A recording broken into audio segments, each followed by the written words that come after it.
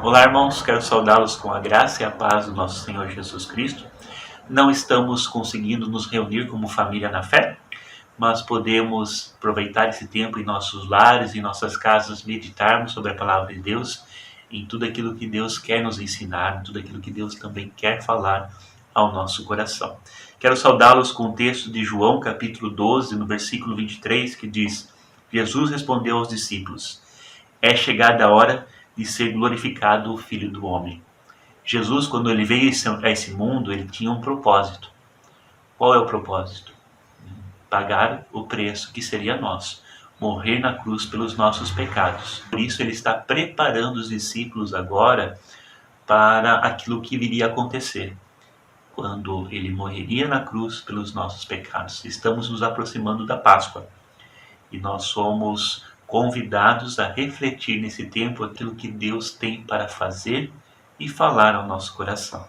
Por isso quero saudá-los com esse versículo, que possamos louvar, engrandecer e exaltar o nome de Deus por tudo aquilo que Ele é, por tudo aquilo que Ele tem feito e por tudo aquilo que Ele também quer nos ensinar nesses dias.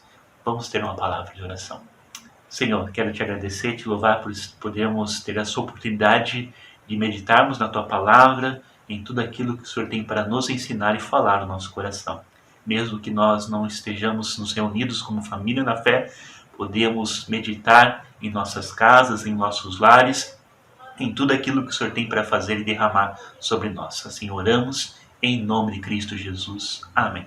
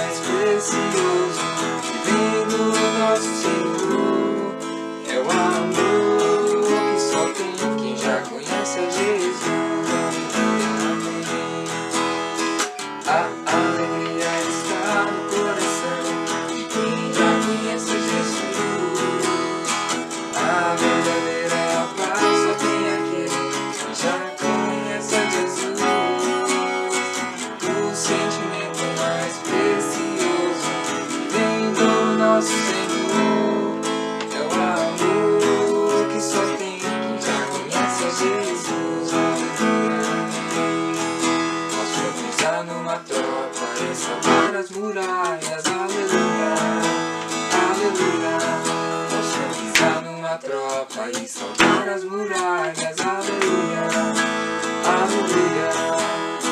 Que espera rochas a minha salvação, nele não há mais condenação. Posso pisar numa tropa e saltar as muralhas, aleluia, aleluia, aleluia, aleluia, aleluia.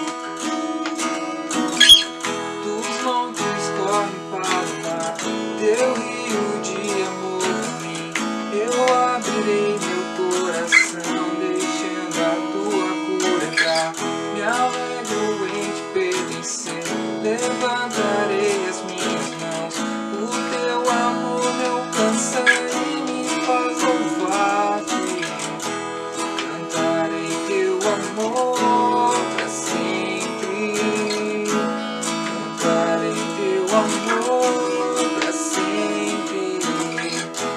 Cantarei teu amor pra sempre. Cantarei teu amor pra sempre. Os montes correm para o mar, teu rio de amor por mim. Eu abrirei meu coração, deixando a tua cura entrar.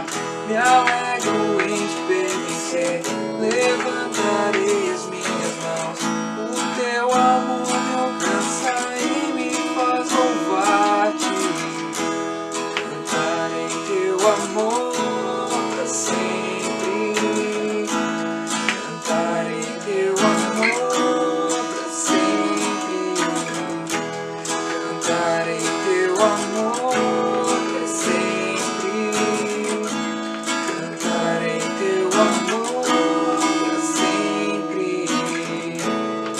O coração exultar,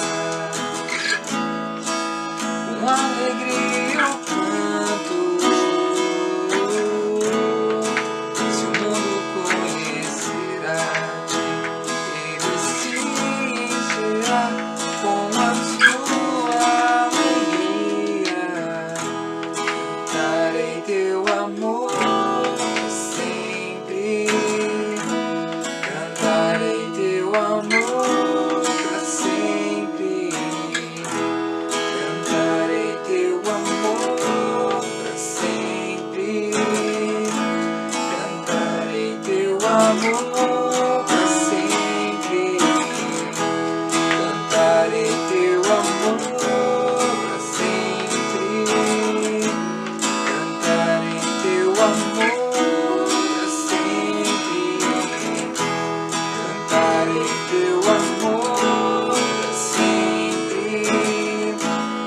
Cantarei teu amor pra sempre. Nós desafiamos algumas pessoas para também trazer um testemunho daquilo que tem aprendido nesse tempo de quarentena.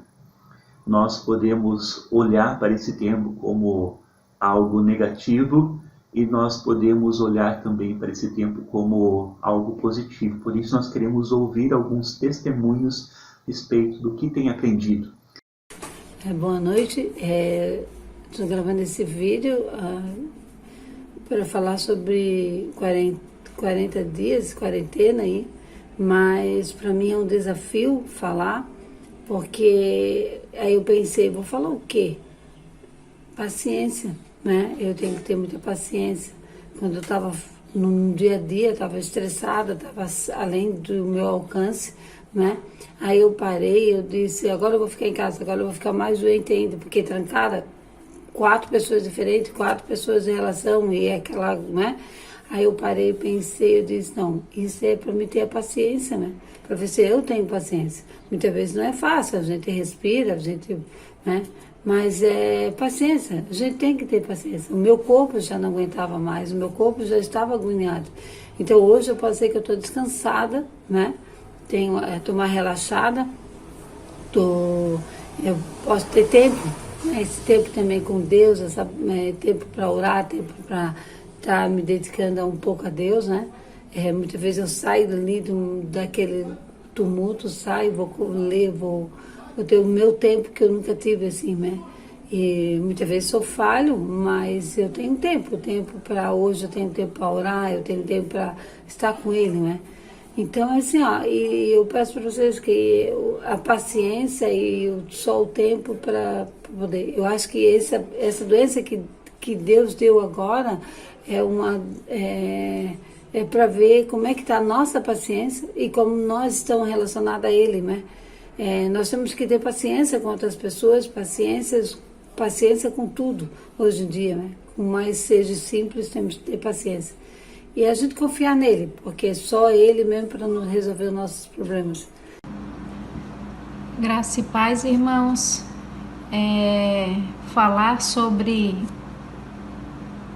algo que me marcou e que eu tenha mudado na minha vida durante essa quarentena é que às vezes a gente imagina que nós temos o controle da nossa vida, das coisas ao nosso redor, e a gente sabe que não é assim, que Deus vem e dá um estralo e tudo muda. Planos que tinham sido feitos lá atrás, né? A gente acaba por deixar por terra e acaba que a gente tem que se curvar diante de Deus e ainda por cima agradecer, né? Por isso ter acontecido, que acredito que Deus tem um propósito na vida de cada um de nós e acredito também que Ele quis mostrar para a nação que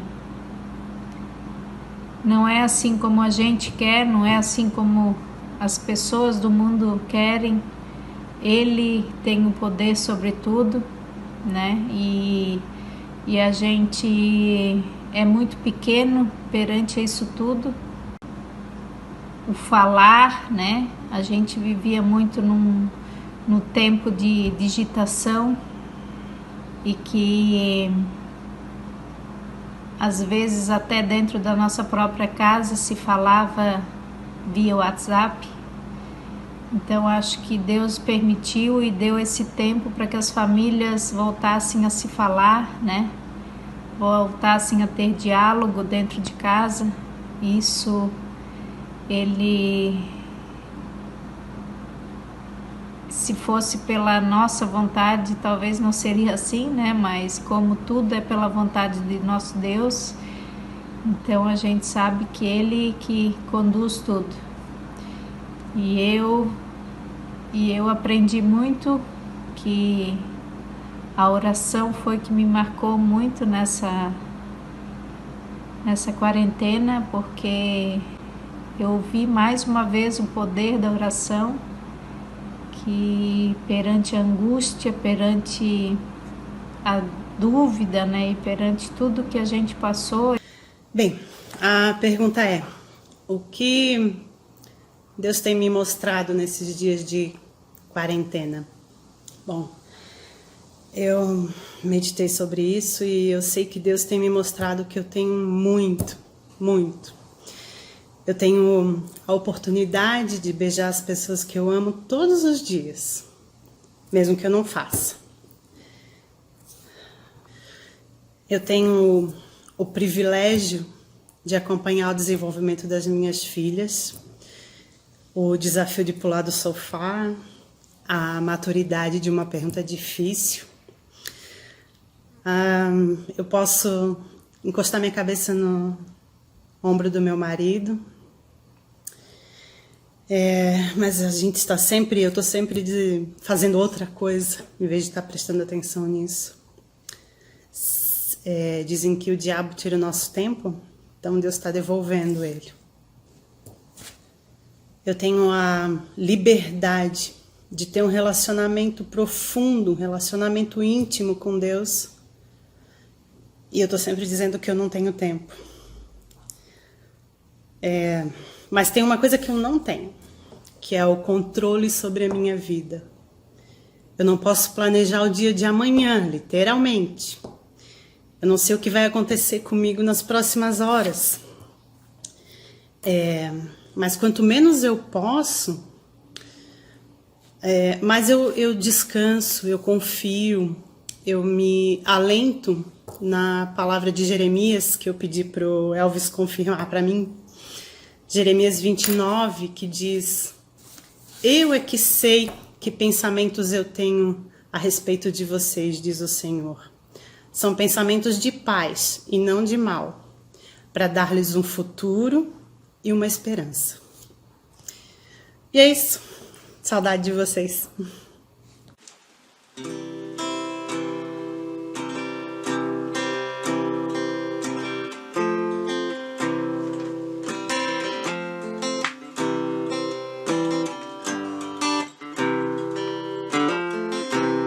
Confessa-te, Senhor, que fraco eu sou, e tão fraco eu sou.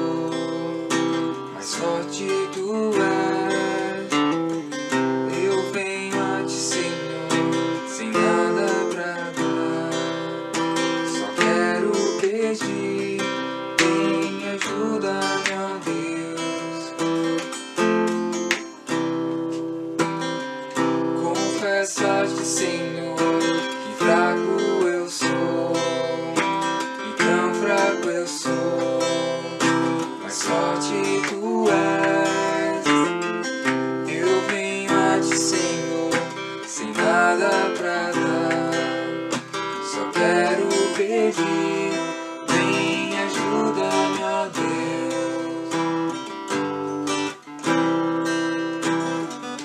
Um coração quebrantado e humilde,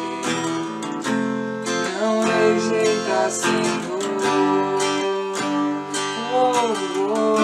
Estende a mim tua graça e deixe teu amor fluir.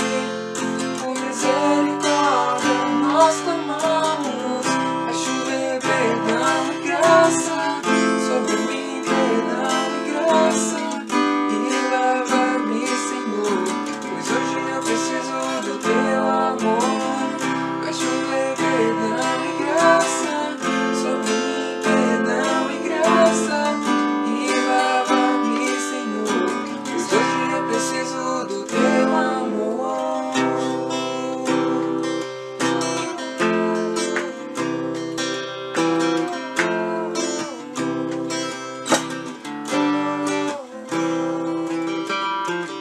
Confesso a ti, Senhor, que fraco eu sou, e tão fraco eu sou, mas sorte tu és. Eu venho a ti, Senhor, sem nada pra dar. Só quero pedir, vem me ajuda, meu Deus. Um coração quebrantado e humilde, não rejeita, Senhor. Estende a mim tua graça e deixe teu amor fluir. Por misericórdia nós clamamos, pra chover perdão e graça sobre mim, perdão e graça. E lava-me, Senhor, pois hoje eu preciso do teu amor. Vai chover perdão e graça sobre mim, perdão e graça. E lava-me, Senhor, pois hoje eu preciso do teu amor. Faz chover perdão e graça sobre mim, perdão e graça. E lava-me, Senhor, pois hoje eu preciso do teu amor. Faz chover perdão e graça sobre mim, perdão e graça. E lava-me, Senhor, pois hoje eu preciso do teu amor.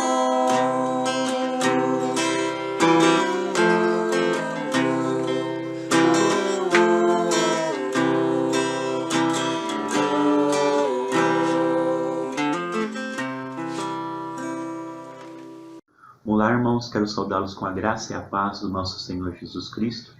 Vocês já devem ter percebido que muitas vezes nós temos pontos de vista diferentes sobre a mesma situação. Às vezes a gente pode olhar para a mesma situação de uma forma diferente daquilo que nós imaginamos, daquilo que nós pensamos em relação a outra pessoa. Diante disso, nós podemos olhar também para a Bíblia e encontrar pessoas que viram a mesma situação de uma forma diferente. Por exemplo, a Bíblia nos conta, em Números capítulo 13, que Moisés envia 12 espias para olhar a terra de Canaã e trazer um relatório. Quando esses 12 espias vão, trazem relatório, trazem frutos da terra, dizem realmente a terra é boa, realmente a terra é fértil, realmente a terra produz muito. Mas existe um porém, existem gigantes nessa terra e nós seremos consumidos por eles. Entre eles estava Josué e Caleb, que se levantam e diz: Deus está conosco, vamos lá conquistar a terra prometida. Nós temos então duas pessoas com um ponto de vista diferente daqueles outros. Quero meditar com vocês hoje em uns salmos, onde nós vamos encontrar dois pontos de vista diferentes da mesma pessoa. E nós podemos então tirar lições para as nossas vidas. E por que meditar no livro de Salmos? Timothy Keller, no seu livro O Cântico de Jesus, é um devocionário sobre o livro de Salmos, ele diz assim na sua introdução: toda situação da vida está representada no livro de Salmos. Os Salmos prevêem cada condição espiritual, social e emocional do ser humano e o treinam para elas. Mostram quais são os perigos, o que você deve ter em mente, qual deve ser sua atitude, como conversar com Deus sobre o assunto e como obter dele a ajuda necessária. Os Salmos também nos ajudam a enxergar Deus, não como queremos ou esperamos que Ele seja, mas como Ele, de fato, se revela. É verdade, porque quando nós refletimos no livro de Salmos, nós vamos encontrar a nossa situação. Nós vamos encontrar pessoas como eu e você passando por diversas dificuldades. E por isso nós somos convidados hoje a refletir sobre esse salmo que Asaf escreve, que é o Salmo 77. Clamo a Deus por socorro, clamo a Deus que me escute. Quando estou angustiado, busco o Senhor. De noite estendo as mãos sem cessar. A minha alma está inconsolável. Lembro-me de ti, ó Deus, e suspiro. Começo a meditar e o meu espírito desfalece. Não permites fechar os olhos. Tão quieto estou que não consigo falar. Fico a pensar nos dias que se foram, nos anos há muito passados. De noite recordo minhas canções. O meu coração medita e o meu espírito pergunta: irá o Senhor rejeitar-nos para sempre? Jamais tornará a mostrar-nos o seu favor? Desapareceu para sempre o seu amor? Acabou-se a sua promessa? Esqueceu-se Deus de ser misericordioso? Em sua ira refreou sua compaixão?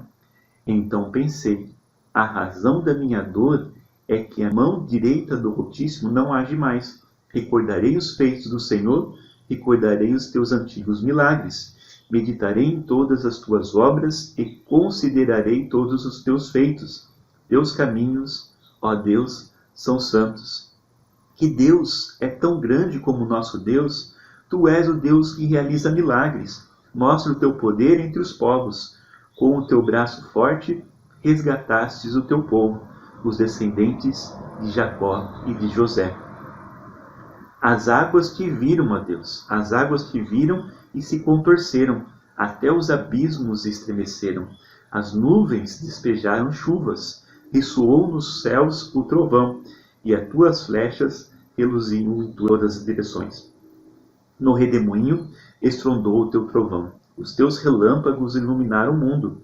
A terra tremeu e sacudiu, a tua vereda passou pelo mar, o teu caminho pelas águas poderosas, e ninguém viu as tuas pegadas. Guiaste o teu povo como a um rebanho pela mão de Moisés e de Arão. Quando nós olhamos então para esses salmos, nós temos o autor Asaf, onde ele escreve uma coletânea de salmos, e é interessante nós refletirmos sobre a vida de Asaf, porque ele é sincero também em suas orações diante de Deus. Ele é músico, ele conduz a Arca da Aliança e ele compôs alguns salmos. Nós podemos olhar dos salmos 73 ao 85, são os salmos que Asaf compôs.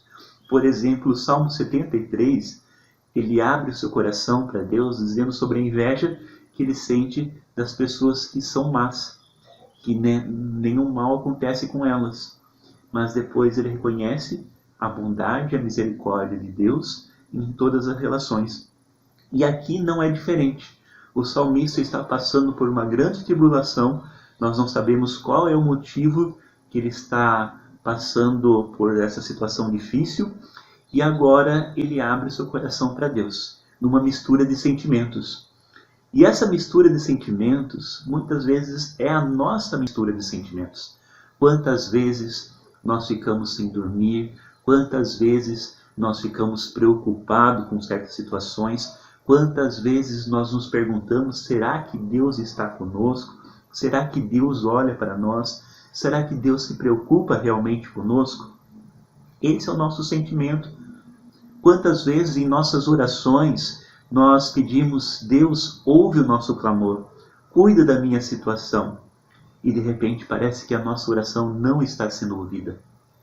Este é o sentimento do autor. Por isso que nós podemos nos ver também nesses salmos. Quantas vezes é o nosso sentimento? Quantas vezes é a nossa angústia? Quando, por exemplo, ele coloca, irá o Senhor rejeitar-nos para sempre? Jamais tornará a mostrar-nos o seu favor? Desapareceu para sempre o seu amor? Acabou-se a sua promessa? Esqueceu-se Deus de ser misericordioso? Em sua ira refreou sua compaixão? Então pensei, ele diz, a razão da minha dor é que a mão direita do Altíssimo não age mais. Será que Deus continua a agir na sociedade? Será que Deus continua a se preocupar com o ser humano? São as perguntas que nós fazemos e que o autor faz. Por isso que é uma mistura de sentimentos. Por isso que o salmista está colocando aqui, diante do Senhor, o seu lamento. Mas dessa primeira parte, do versículo 1 até o 10, nós vemos o salmista olhando para si, olhando para a sua dor, olhando para o seu sofrimento. A partir do versículo 10, nós vemos uma mudança de tom. Que mudança é essa? O autor está agora olhando para os feitos do Senhor.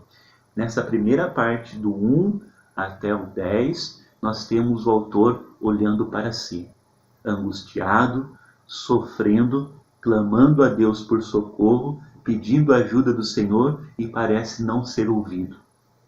E aí vem essas perguntas. Mas a partir do versículo 11, há uma mudança na história.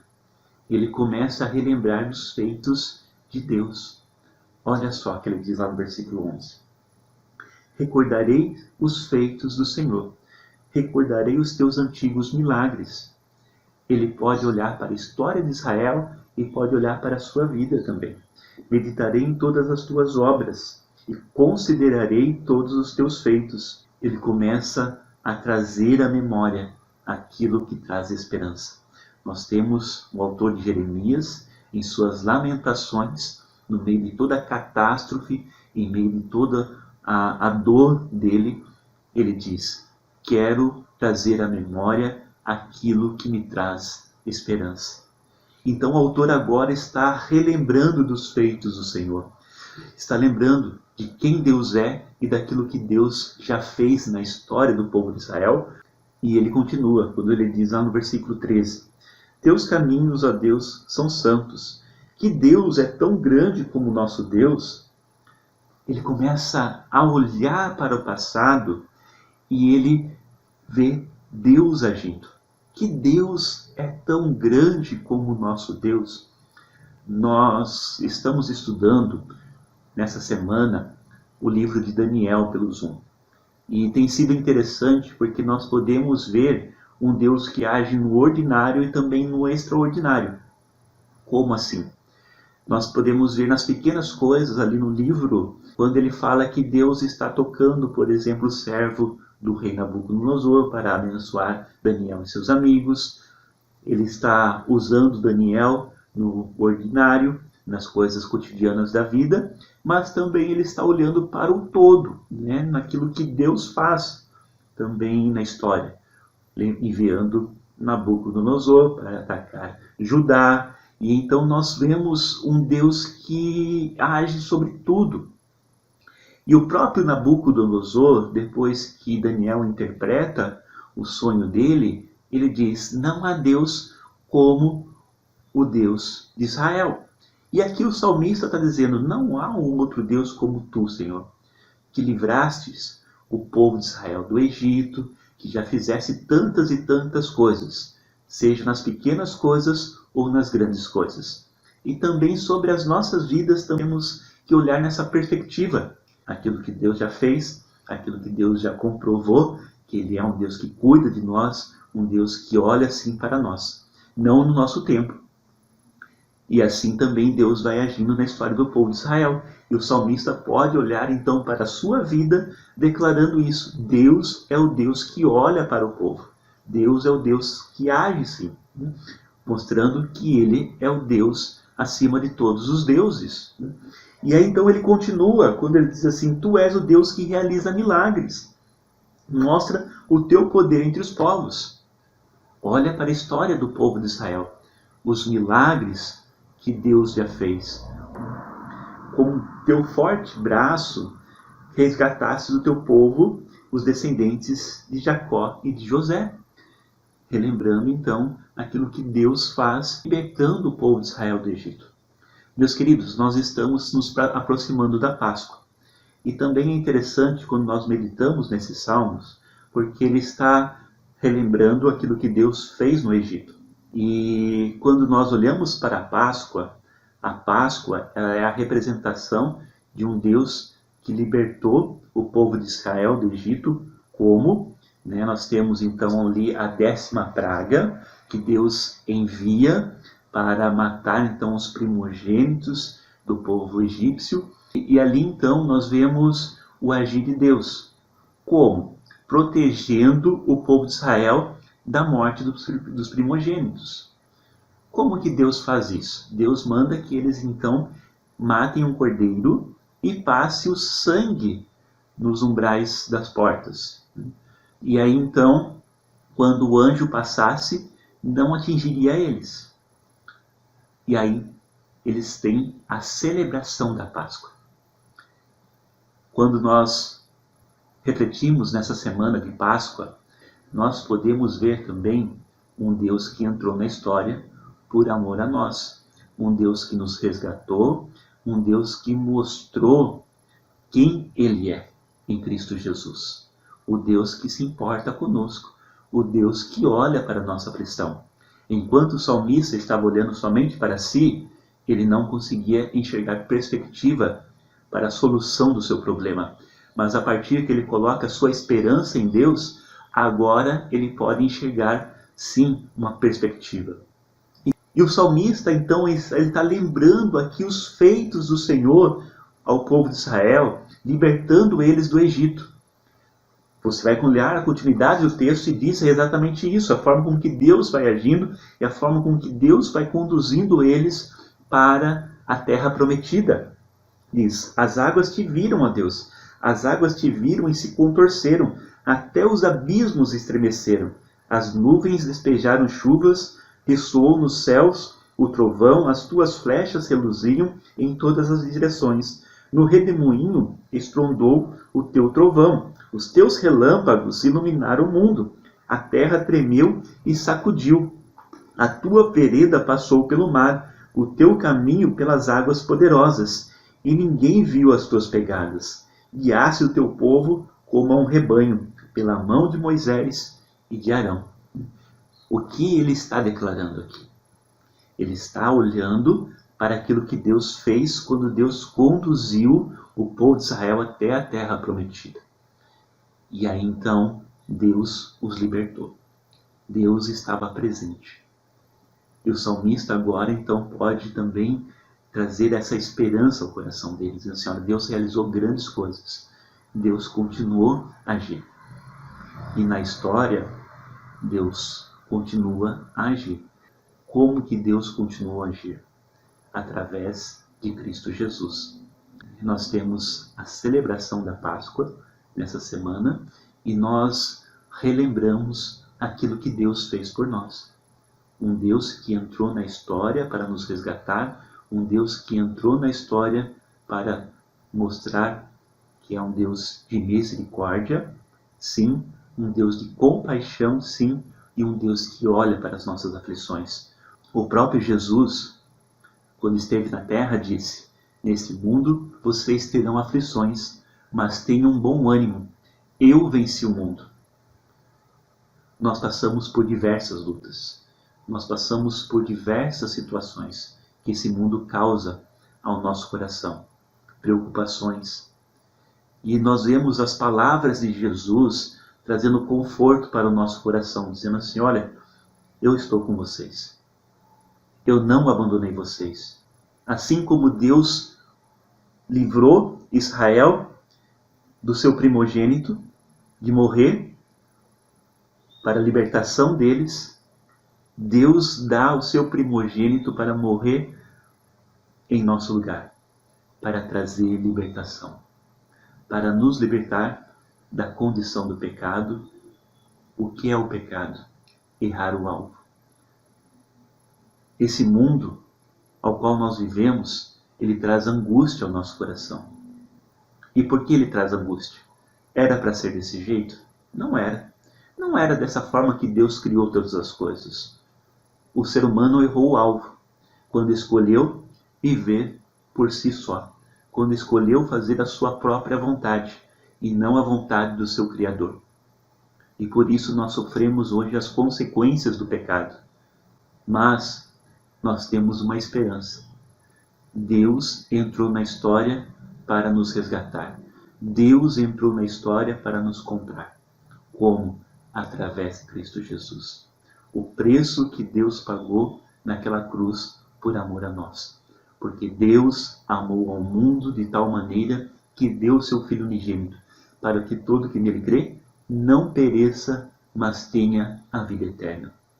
Por isso, meus queridos, nós temos uma palavra de esperança diante de tudo isso que nós vivemos. Qual é a esperança? De um Deus que age, de um Deus que entra na história para nos resgatar, de um Deus que demonstra o seu amor por nós. Então as perguntas que o salmista faz, que muitas vezes nós fazemos para as nossas vidas, será que Deus nos abandonou? Será que Deus não age mais com a sua misericórdia? Será que a sua mão está pesando sobre nós? Essas perguntas nós podemos responder em Cristo Jesus. Por quê? Porque ali nós vemos a misericórdia e o amor de Deus sobre as nossas vidas. Como isso acontece? A ira de Deus sobre o pecado, sobre a maldade da humanidade, ela sim traz consequências. E essa ira, ela cai sobre Jesus Cristo. Ela cai sobre a cruz de Cristo. Por isso, nós temos a ira e a justiça de Deus na cruz. Como? Quem deveria pagar o preço? Era nós. E Cristo Jesus, ele morre na cruz para pagar o preço meu e seu, para nos dar nova vida, para nos mostrar um novo caminho. O autor, então, ele responde essas perguntas olhando para o livramento do povo de Israel no Egito e como Deus conduziu. Hoje, nós podemos responder essas perguntas olhando para Cristo Jesus. Sim, Deus se importa comigo. Deus olha para nós. Deus está perto de nós. Sim, nesse mundo nós iremos passar por aflições. Teremos muitas lutas. Mas temos um Deus que caminha conosco. Temos um Deus que olha para a nossa situação. Por isso nós somos convidados nesse dia a colocar a nossa esperança em Deus. Eu não sei como está o teu coração, mas eu creio num Deus que ouve as nossas orações. Por isso existe um convite de Jesus para nós. Vinde a mim, vós todos que estáis cansados e sobrecarregados, e eu vos aliviarei. Que você possa se achegar a Deus, colocando sua angústia, sua aflição, abrindo o seu coração. Mas saiba, existe um Deus que está agindo. Existe um Deus que está também conduzindo a história. O convite também do salmista e nosso entregue, confie, sinta o cuidado de Deus na sua vida. Sinta o amor de Deus através de Cristo Jesus. Tudo aquilo que Deus fez, tudo aquilo que Deus ainda irá derramar sobre as nossas vidas. E as promessas que irão se cumprir. Que promessas essas? A perspectiva futura de uma terra prometida que Deus está nos dando, assim como foi para o povo de Israel. Não olhar somente para as circunstâncias desse mundo, mas olhar para as perspectivas futuras que Deus nos dá. Assim eu quero convidar vocês a orarem juntos. Senhor, nós queremos te agradecer, te louvar por tudo aquilo que tu és, por tudo aquilo que o Senhor tem feito, por tudo aquilo que irás derramar sobre as nossas vidas. Que o Senhor esteja abençoando a vida de cada um aqui, conduzindo a história e mostrando o seu amor, a sua graça sobre a vida de cada um aqui, Senhor Deus. Por isso pedimos a tua bênção, pedimos para que o Senhor esteja falando ao nosso coração, nos aquietando, e que possamos também sentir o teu cuidado sobre as nossas vidas, Pai. Assim nós oramos, em nome de Cristo Jesus. Amém. Que Deus abençoe a vida de cada um de vocês.